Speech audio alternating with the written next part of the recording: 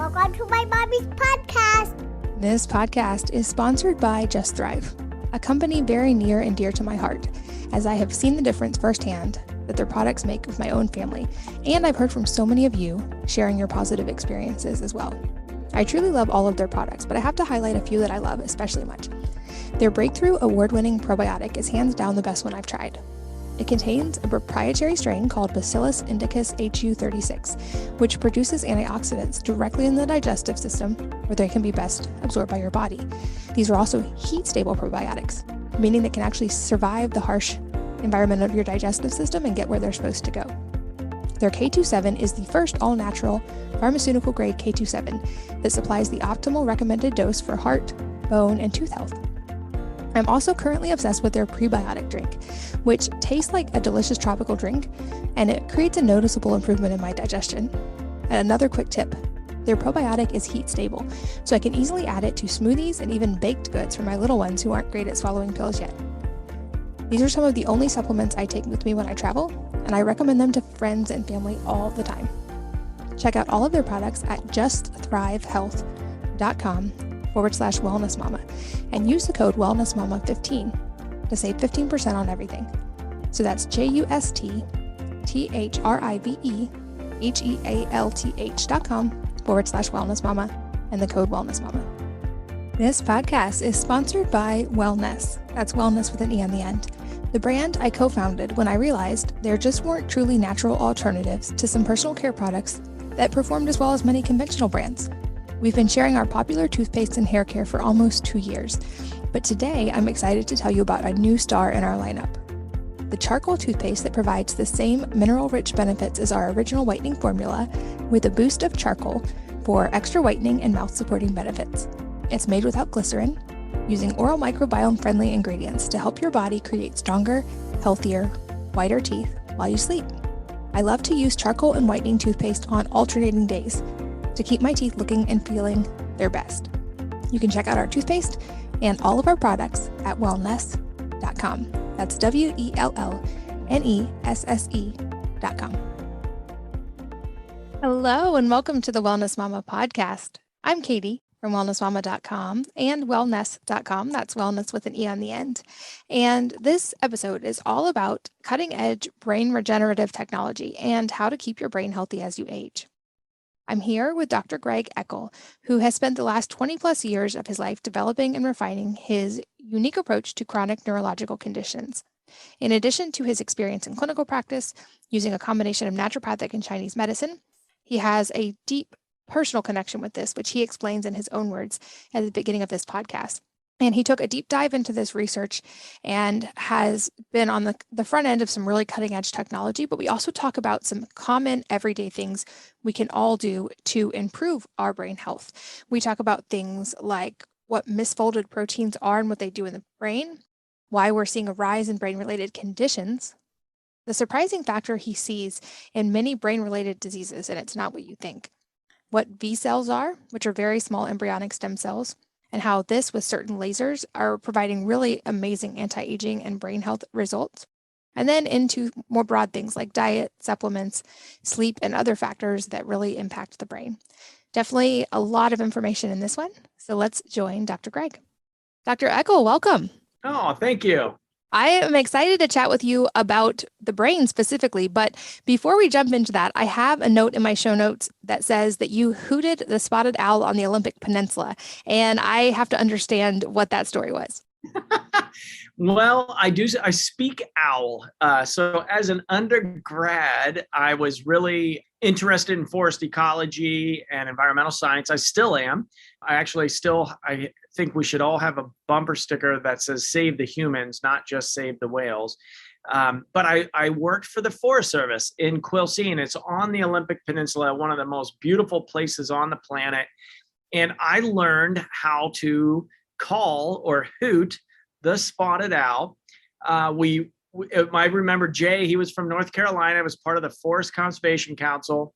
And we basically put little recordings, and we were like in the shower in the mornings, like, whoo, whoo, like hooting like an owl. And then we would go out. We finally, it was such a rush the first time I did it, was you drive up to the top of the mountaintop and you hoot out the call and they answer back. And it's like, just makes the hair on your arm stand on edge. It's like so beautiful. And so all summer we hooted the spotted owl. So it's kind of a fun, party trick when you're camping up there to talk to the owls. That's amazing. I am relatively certain you're my first guest ever who speaks owl. That's really cool. Yes. They're one of my, totem animals at this point. Yes. I love it. Well, that in and of itself is fascinating, but not actually what you're known for. You're known for your work in brain regeneration and brain health. So to start broad, I would love to hear how you got into that area to begin with. This story starts 11 years ago with the meeting of Soraya. And Soraya was 6'1", dreadlocks down to the floor, really just amazing goddess. And she found her way into my heart like no one ever on the planet had ever done before.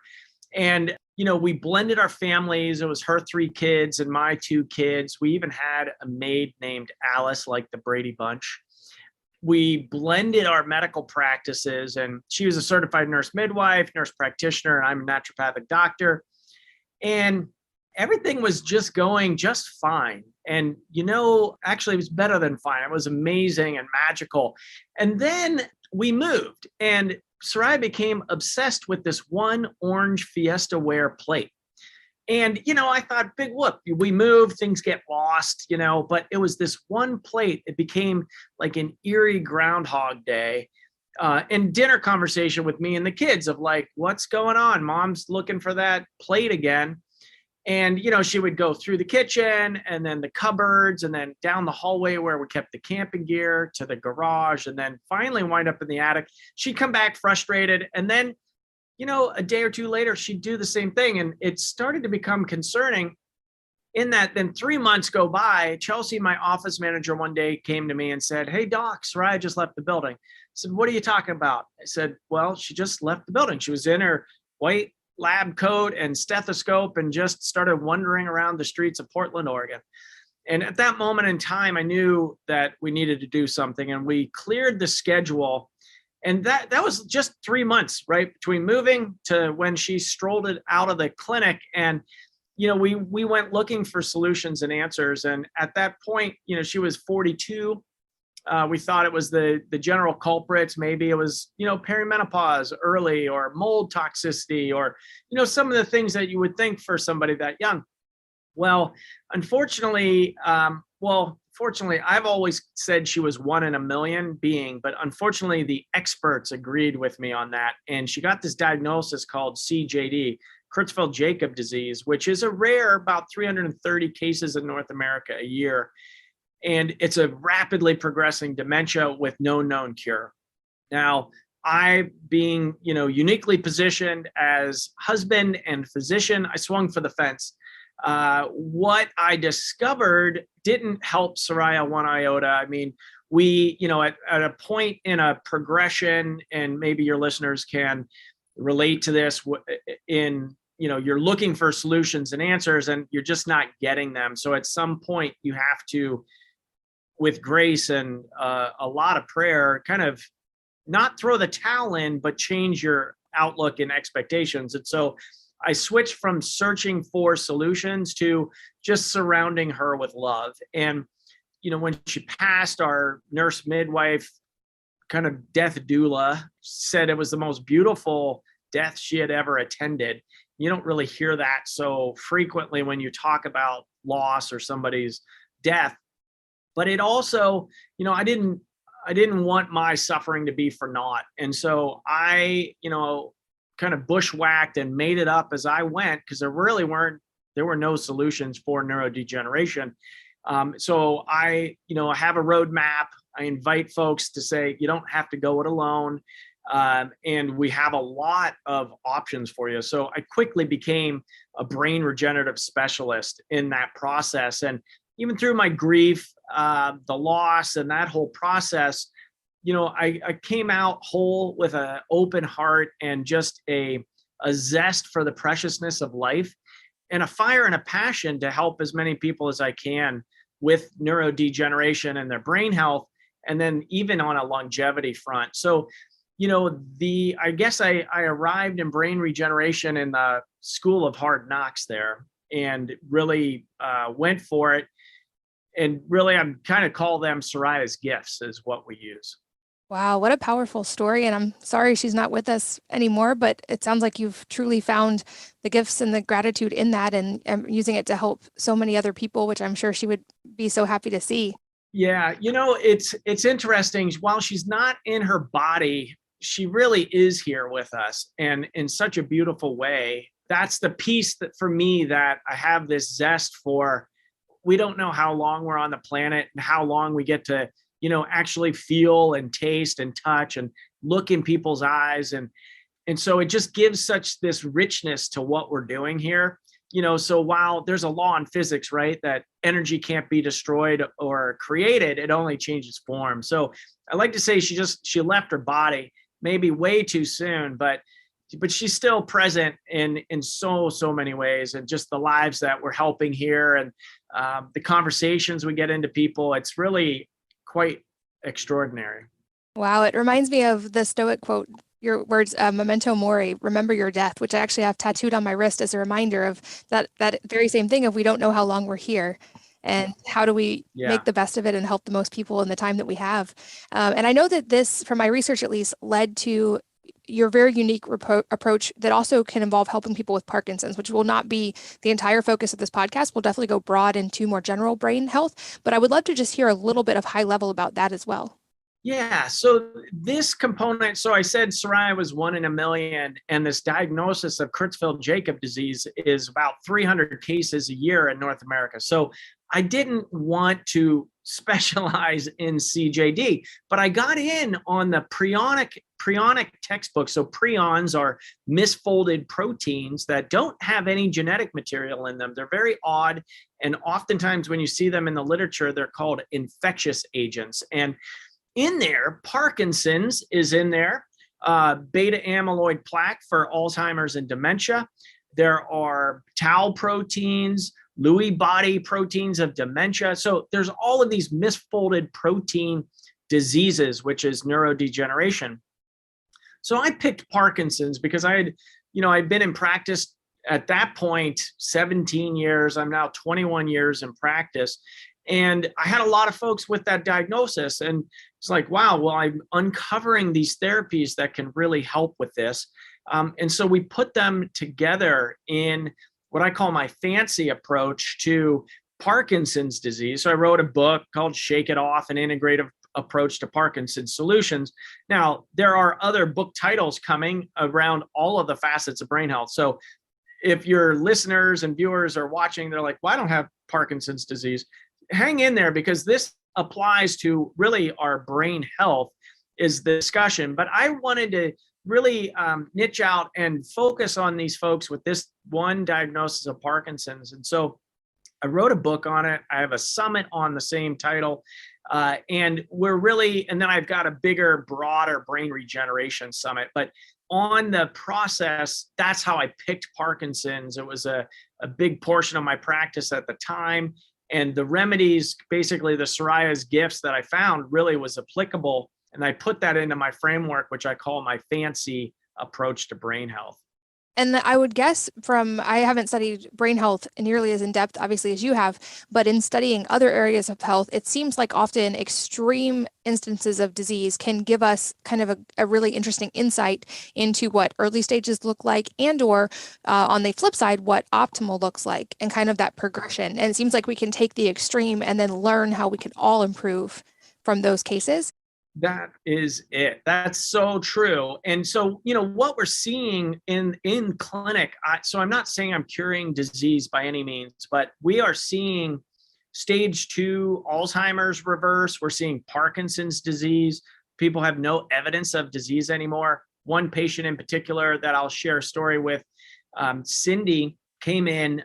She was really debilitated with a tremor, couldn't get dressed anymore, and basically was stuck on her couch because she was falling over even with a 3-sided walker with walking support. She's still injuring herself quite a bit, and pretty depressed at that because, basically debilitated on the couch with Parkinson's. She found us and came out to the clinic for what I call Camp Nature Cures. It's the experience of brain regeneration here. And we treated her in that process. And I got a call from her about a year later. And she said, Dr. Eckel, you'll never guess what. I said, you're right, Cindy. I will never guess what. What's up? She said, my husband just told me to slow down walking in the park. I said, wow, when is the last time he said that to you? She said, it has been over a decade. She had the diagnosis for 10 years and basically just, was quickly going into full on disability, not able to move off the couch. She really got her life back. Now, while I can't claim that for everybody that we treat, we have about a 95% success rate of improving their quality of life here with our fancy approach.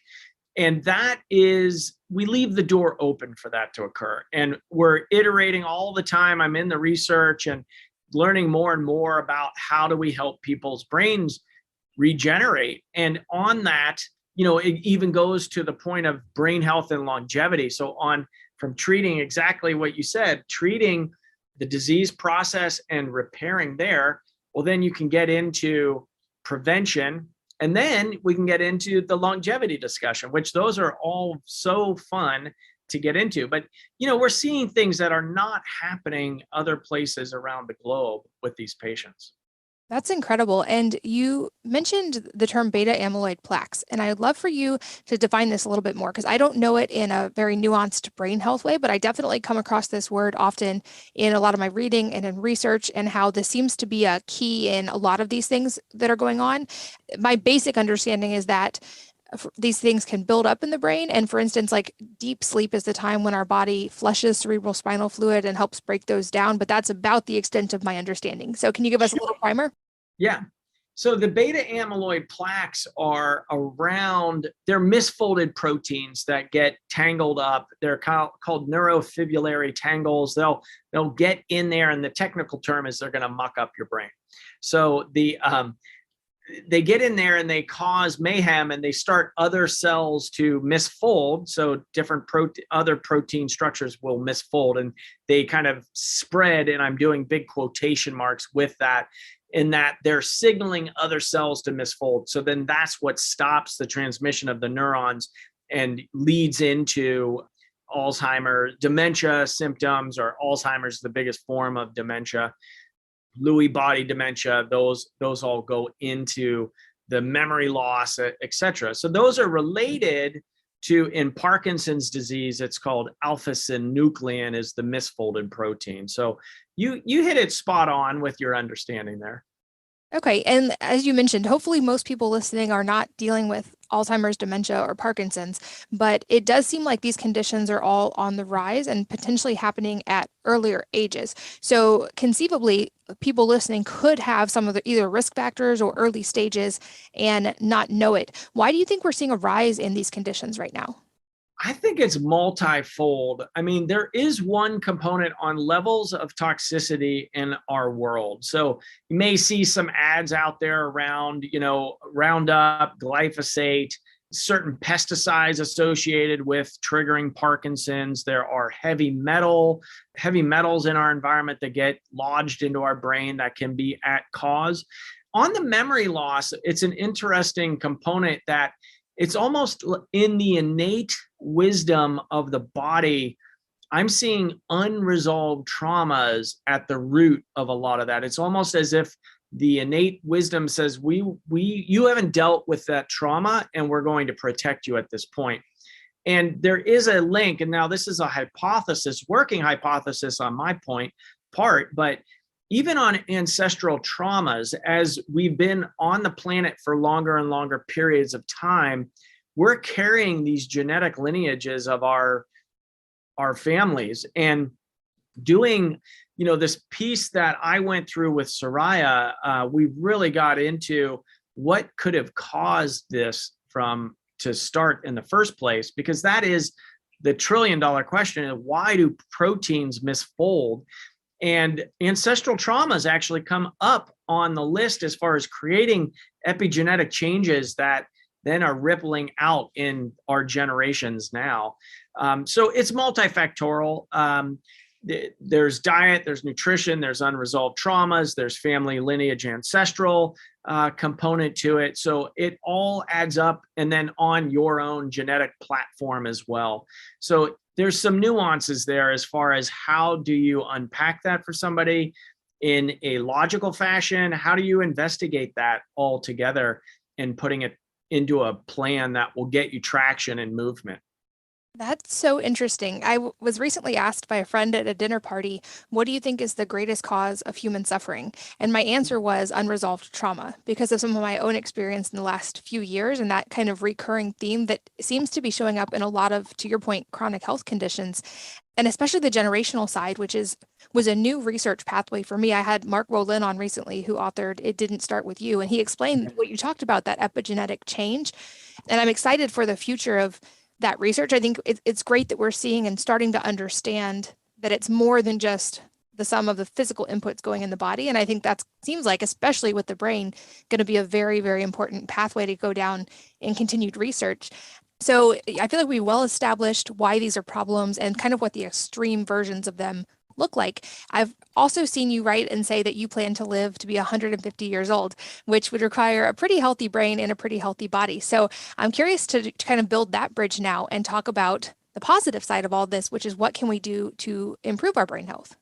Yeah, for sure. So in what has given me some chutzpah, so to speak, is seeing some of these chronic neurodegenerative conditions reverse to the point of no evidence of disease. And it's miraculous to say the least, because it's not supposed to happen. You're not supposed to get your brain back after it's been damaged.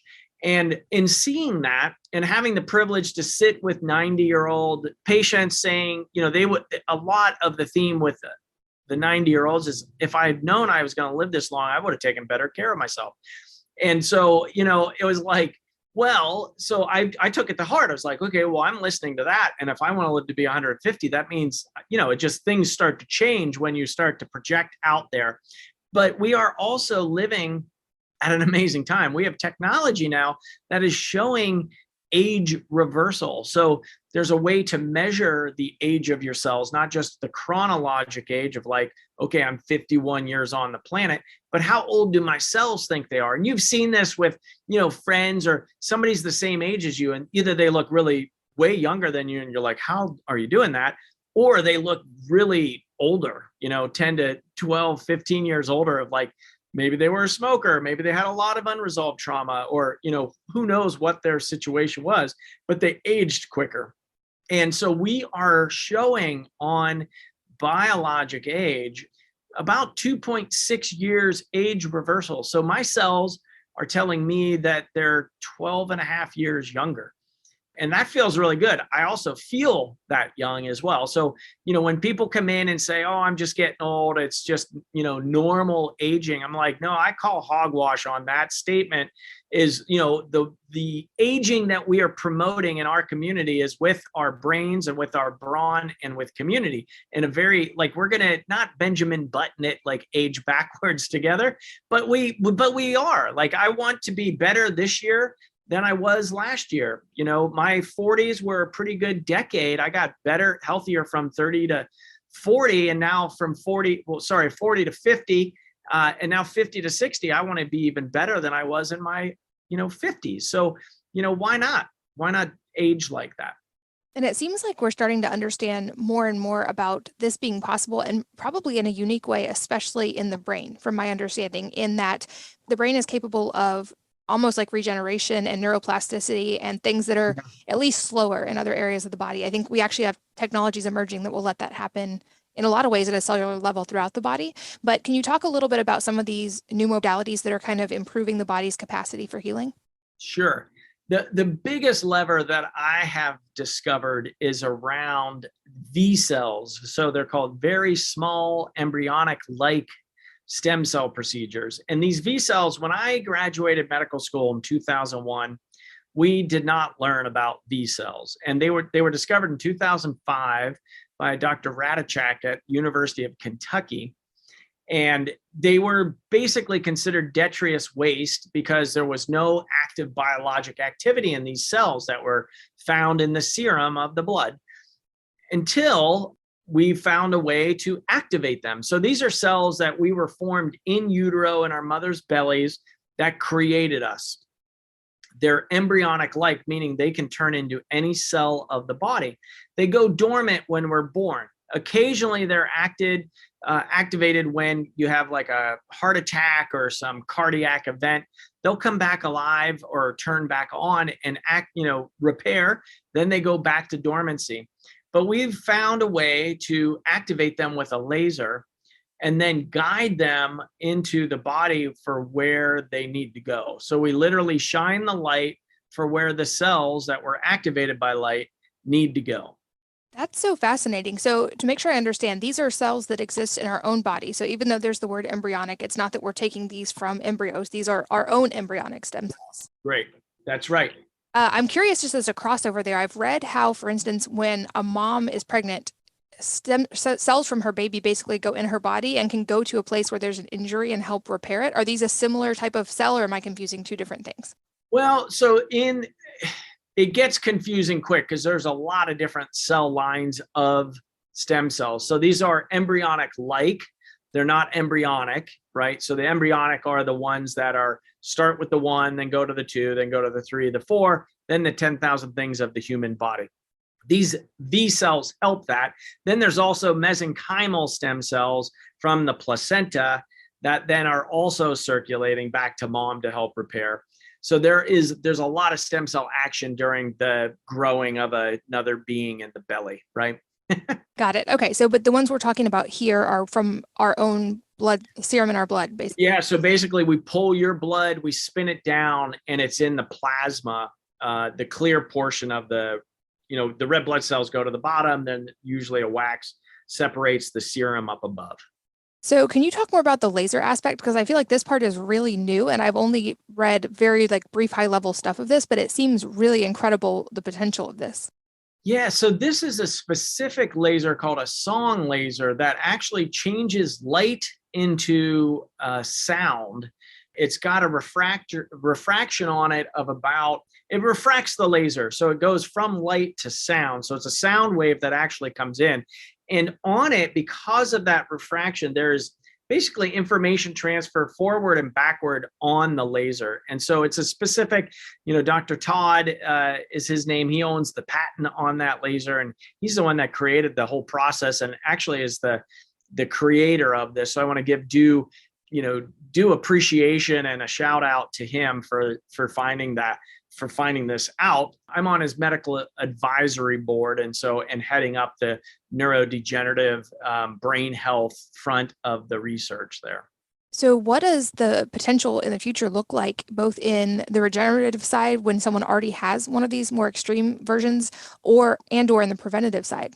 So if we reverse aging by 7 years, we would cut all chronic illness on the planet by 50%.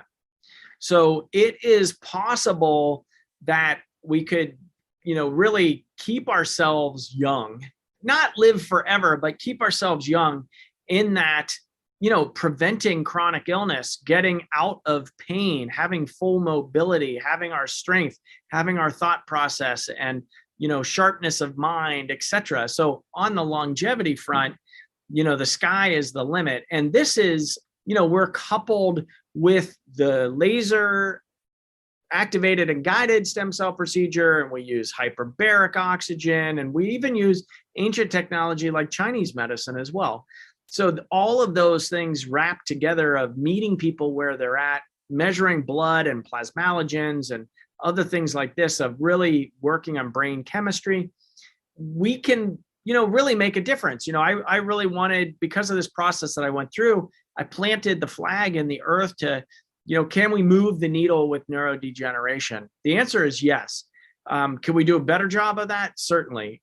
Could we expedite those reversals? Yes. That's what I'm working on. It's what the people that I'm talking to in medicine, even outside of medicine, I think bioenergetics and sound and frequency healing. I'm very interested in those topics, and that really making sound frequencies, because the laser goes into a sound wave, which seems to be repairing the brain. And it's also cartilage. And, I can go through countless stories of, people needing a hip or a knee replacement or a shoulder replacement. They don't need it anymore. On imaging, their body healed itself.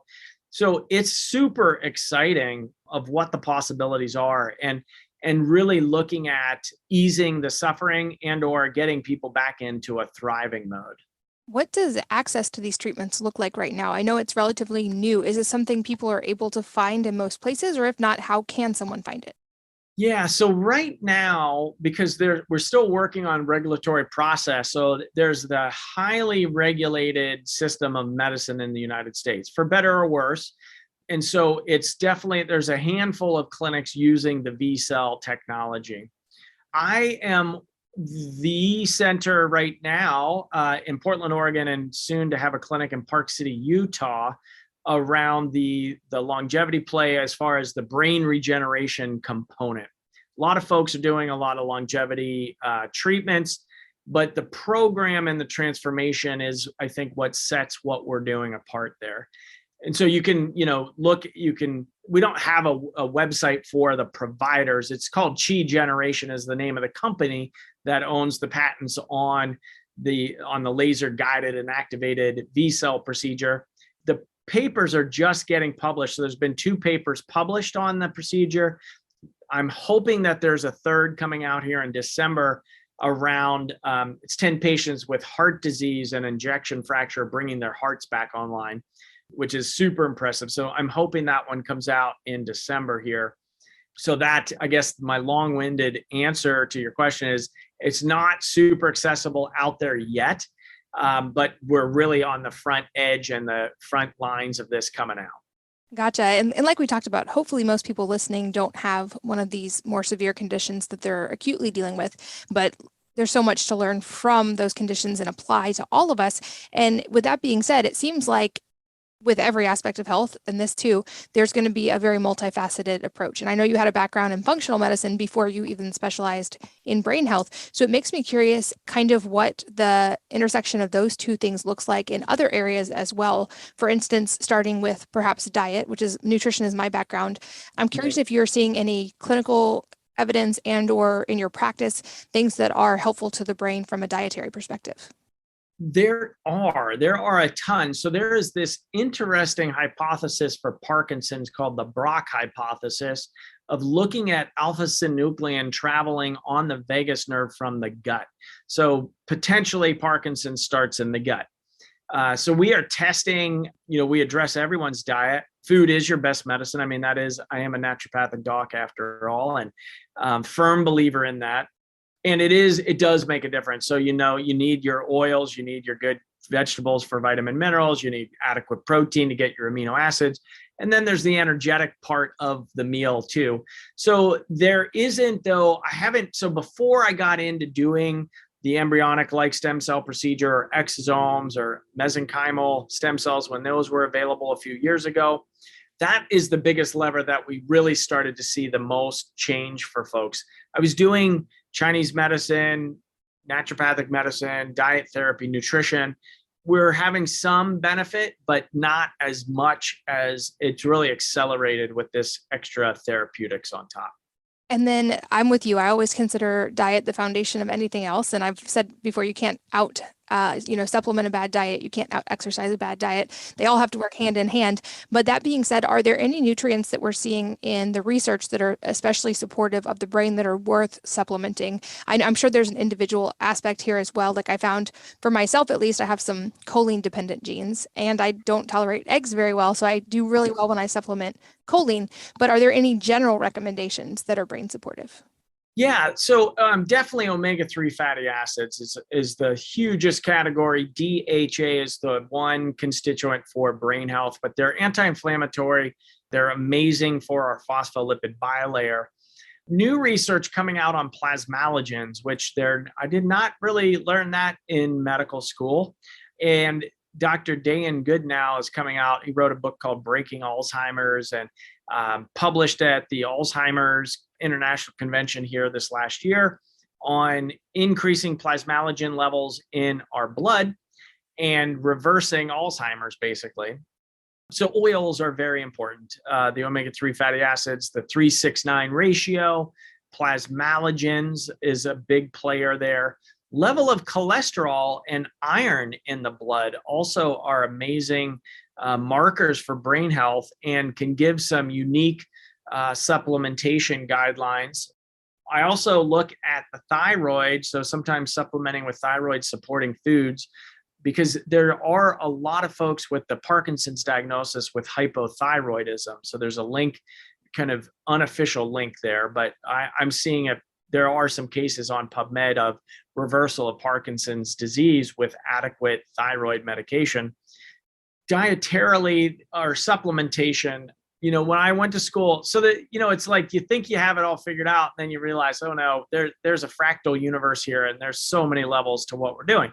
So the whole endocannabinoid system, sometimes it's, a cannabidiol deficiency or ratio issue that is underlying the hormone imbalance. And there are more receptors for CBD in the brain than all of the other neurotransmitters put together. So that's another area that we look at, is looking at the CBD.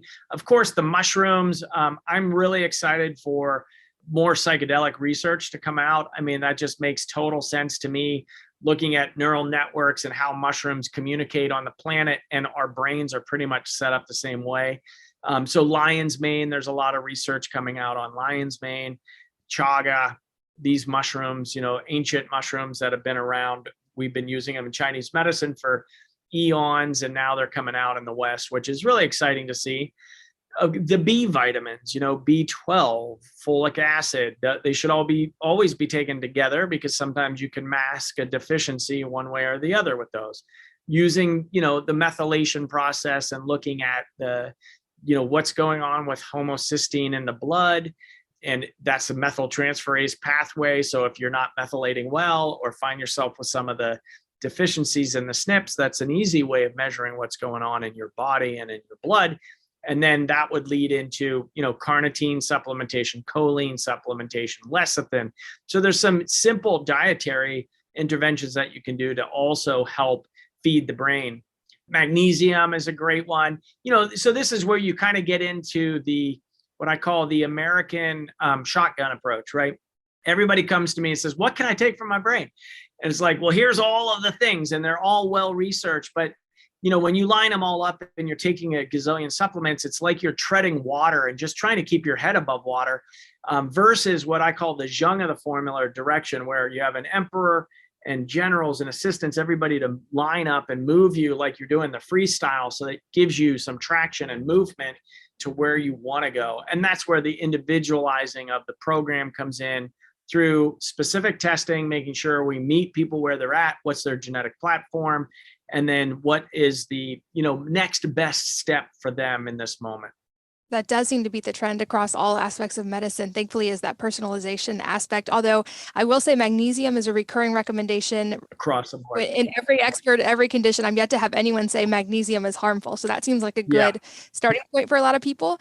You also mentioned that omega-3, 6, and 9 ratio. So I've talked before about one of my theories about the rise in a lot of chronic conditions is overuse of vegetable oils and polyunsaturated oils. And this seems like another one. I know it's a little bit controversial, but that's a recommendation I always give, is that our bodies kind of developed throughout history without those specific fats. So we know we can exist without them. And so until we're more sure, it seems like a pretty safe thing to limit or avoid them. This podcast is sponsored by Just Thrive, a company very near and dear to my heart, as I have seen the difference firsthand that their products make with my own family. And I've heard from so many of you sharing your positive experiences as well. I truly love all of their products, but I have to highlight a few that I love especially much. Their breakthrough award-winning probiotic is hands down the best one I've tried. It contains a proprietary strain called Bacillus indicus HU36, which produces antioxidants directly in the digestive system where they can be best absorbed by your body. These are also heat-stable probiotics, meaning they can actually survive the harsh environment of your digestive system and get where they're supposed to go. Their K27 is the first all-natural pharmaceutical-grade K27 that supplies the optimal recommended dose for heart, bone, and tooth health. I'm also currently obsessed with their prebiotic drink, which tastes like a delicious tropical drink, and it creates a noticeable improvement in my digestion. And another quick tip, Their probiotic is heat stable, so I can easily add it to smoothies and even baked goods for my little ones who aren't great at swallowing pills yet. These are some of the only supplements I take with me when I travel, and I recommend them to friends and family all the time. Check out all of their products at justthrivehealth.com/wellnessmama and use the code wellnessmama15 to save 15% on everything. So that's justthrivehealth.com/wellnessmama and the code wellnessmama. This podcast is sponsored by Wellness. That's wellness with an E on the end. The brand I co-founded when I realized there just weren't truly natural alternatives to some personal care products that performed as well as many conventional brands. We've been sharing our popular toothpaste and hair care for almost 2 years, but today I'm excited to tell you about a new star in our lineup. The charcoal toothpaste that provides the same mineral-rich benefits as our original whitening formula with a boost of charcoal for extra whitening and mouth-supporting benefits. It's made without glycerin, using oral microbiome-friendly ingredients to help your body create stronger, healthier, whiter teeth while you sleep. I love to use charcoal and whitening toothpaste on alternating days to keep my teeth looking and feeling their best. You can check out our toothpaste and all of our products at wellness.com. That's WELLNESSE.com. But you also mentioned cholesterol, and I think this might be touching on a little bit of a controversial topic, but I wanted to address it. And I may be off base and correct me if I'm wrong, but I've seen some evidence that reducing cholesterol too much can actually be harmful to the brain, and that maybe in our fear of cholesterol related to heart disease, we might be damaging the brain. Am I correct about that? And if so, how do we balance that? Yeah, you are totally correct on that. We have gone overboard on manipulating cholesterol, and there is evidence arising cholesterol below 200, which is now the current recommended amount. When I started practice, it was 220. Well, what happened? We have the advent of statin medications that we can drop it down. But I think what we're doing is it's very short-sighted in that we're manipulating cholesterol artificially too low. And you look at, well, what does cholesterol do for us? It's the backbone of all of the sex steroid hormones in our body. It's integral for the integrity of our cell wall. We need good cholesterol, and it's got to be fluid on the fluid dynamics. So it's not trans fatty acids, should not be in the diet, but we've gone too far. And I see there's some evidence coming out on long-term statin medication, which is a cholesterol lowering drug, being implicated in early onset dementias and brain memory issues, et cetera. So, it has never made sense to me to give a mitochondrial toxin, which is a statin medication, and the mitochondria are the energy factory of every cell of your body. And the heart in particular has the most mitochondria because it's pumping all the time.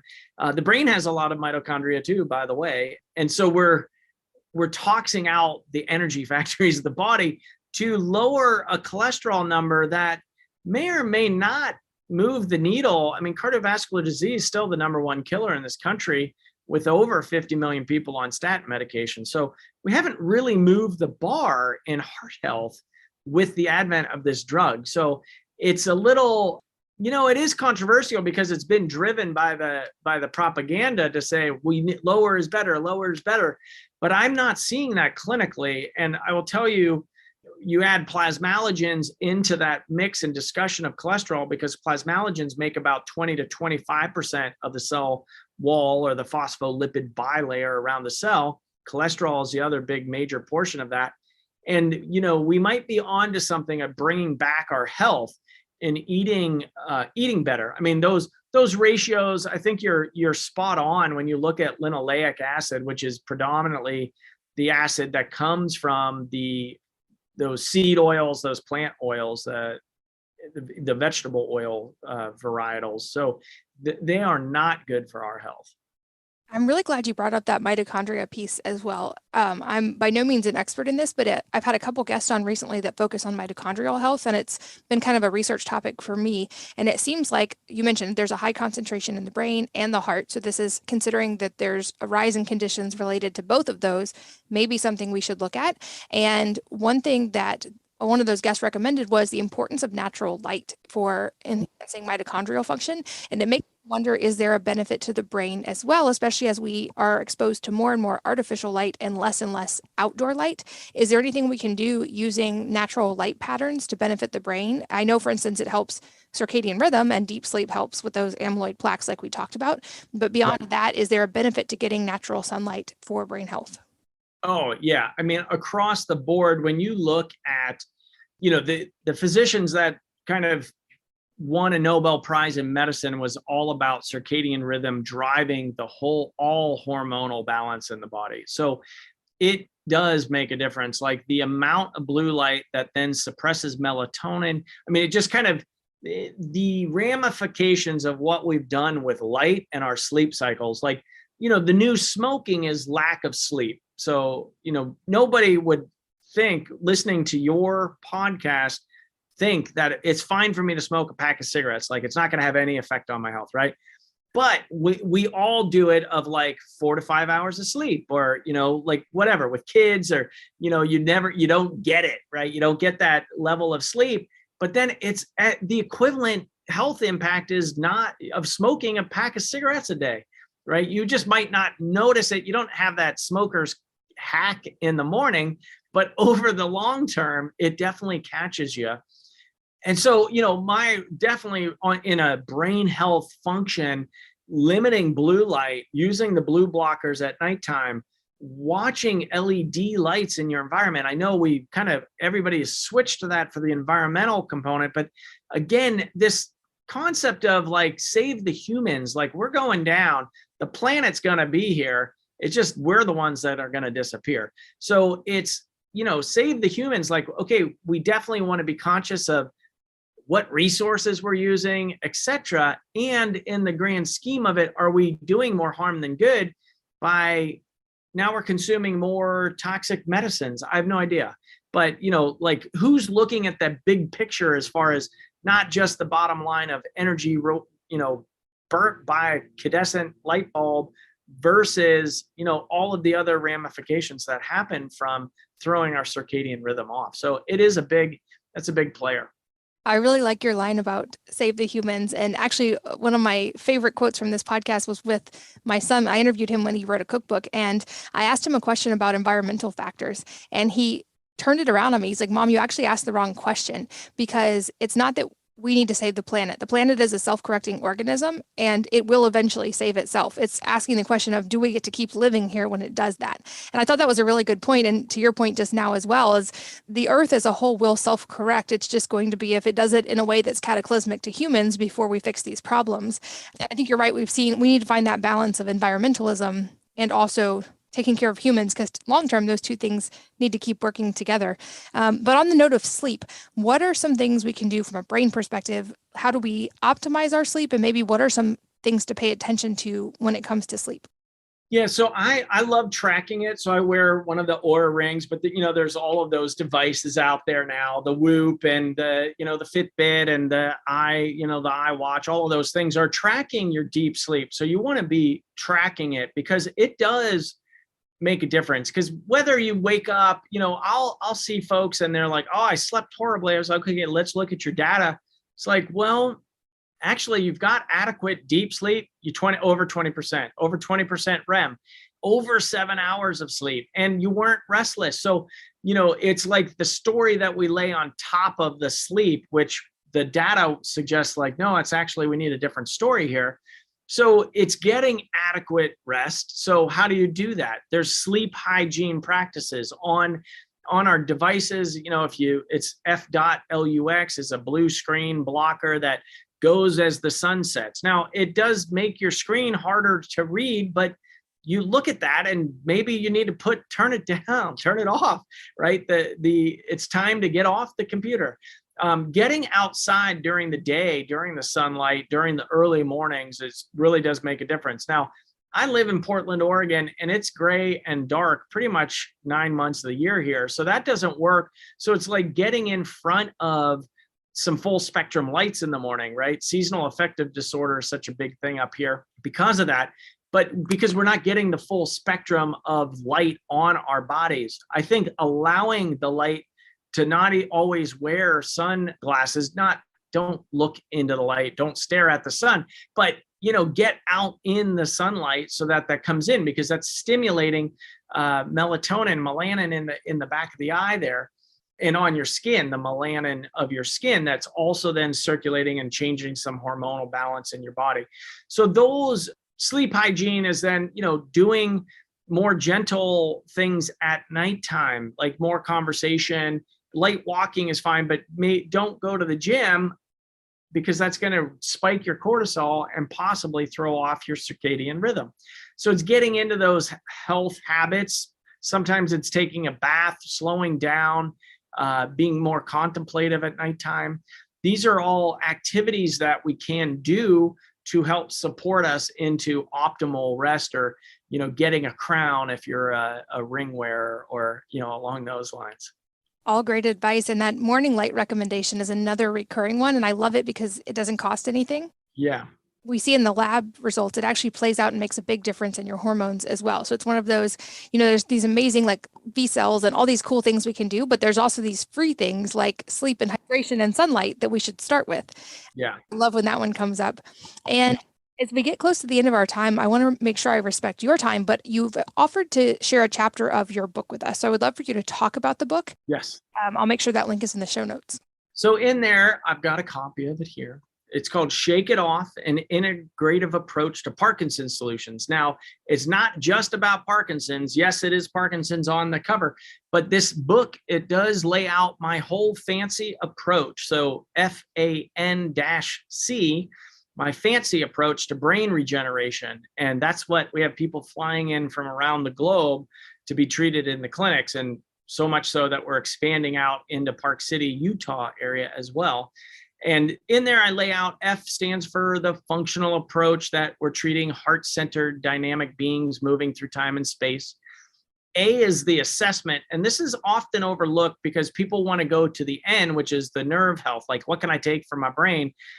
Versus we need to assess and turn over some stones as to possibilities as to what are obstacles to your body healing itself.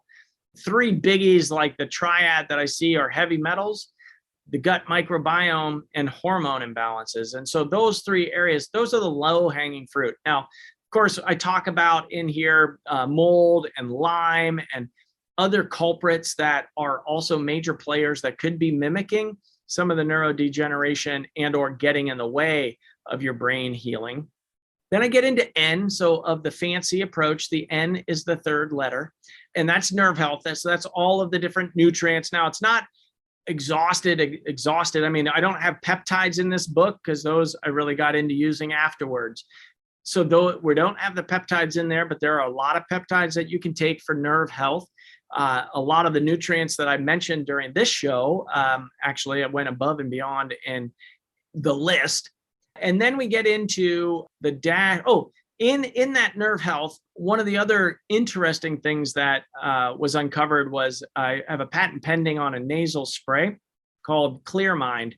And this is to really rid the body of brain fog. And so it's a potent neuro anti-inflammatory, really puts the fire out, so to speak. And we're having really great results with that Clear Mind nasal spray. And then -C is the cellular regeneration. And so I was using tissue allograft products and other stem cell products, exosomes. Those have pretty much been removed from the market in May of 2021 this year, with a regulation from the FDA that turned them all into drug products. So there's a lot of different research that has to happen there. But we've got the VCell, the laser activated and guided, very small embryonic-like procedure with hyperbaric oxygen and photobiomodulation, the PEMF, and low-level laser therapies to all aid the body in its healing response. So that's the fancy approach that I lay out in the book. I also have all exercises like Qigong exercises that I was given. I studied in Sichuan province in Tibet as a Chinese medicine student. And so it's the Jin Jiang muscle tendon changing school of Qigong. So I do cloud hands, and I've got super brain yoga in the book. And I talk about diet, nutrition in there as well. So it's an easy read. I really made it to be consumed, to be able to read it. and for patients and their families. And really, it's a great way to look at even preventing, if you've got folks with Alzheimer's, dementia, or you have concerns of that developing, the layout and the framework in the book, even though it's titled Parkinson's, it's still a applicable read for brain health in general. Awesome. Well, those notes will be in the show notes as well as linked to your book so people can keep learning. And speaking of books, I'm curious if there is a book or a number of books, besides, of course, your own, that have had a profound impact on your life. And if so, what they are and why. Yeah. The earliest book that I think had the biggest impact on my life was Ram Dass's Be Here Now. I found that book, I think, as a sophomore in high school. And it was my introduction to another world, I guess, of possibilities. And in the back of his book, I think I read every book in the resources department in the back of that book. So it led me down kind of through all of the spiritual transitions. It led me to Thich Nhat Hanh and Peace is Every Step. And I really, Buddhist thought and religious thought from around the world, and just around the concept of being in the now. And this, led me to Elizabeth Kubler-Ross on Death and Dying. And I mean, it was just basically instrumental of like my curriculum of why I came to the planet. And I found that in early high school. So I'm so grateful to have found him as a teacher, and I got to study with him a while he was on the planet. And it led to so many other things for me. So, as far as earliest influential book that I remember, that's the one. I love it. I will link to that as well. And then lastly, I'm curious, even this can be on a personal level or it can be medically related, any just top pieces of advice or kind of the 80-20 of things you find most important in your own life for maintaining health? I think there's a lot of looking outside of ourselves for the answer. And as I age, you look at all of these kind of the sage advices, go within, the answers lie within. And that never really made any sense to me until, the last few years. And I'm like, holy cow, this is what they're talking about. Like getting quiet, still, meditating, really developing a practice for yourself, that you are intelligence.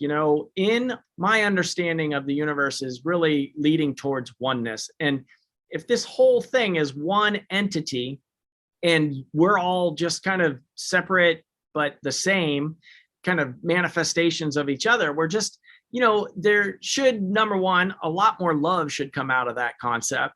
And number two, it's really getting quiet enough so that you can actually listen to your internal barometer of not emotional or not reactionary, but really that still voice that's in all of us, and trusting your intuitive sense. And because you will be guided. I mean, that's my job as a doctor, physician, is I listen intently.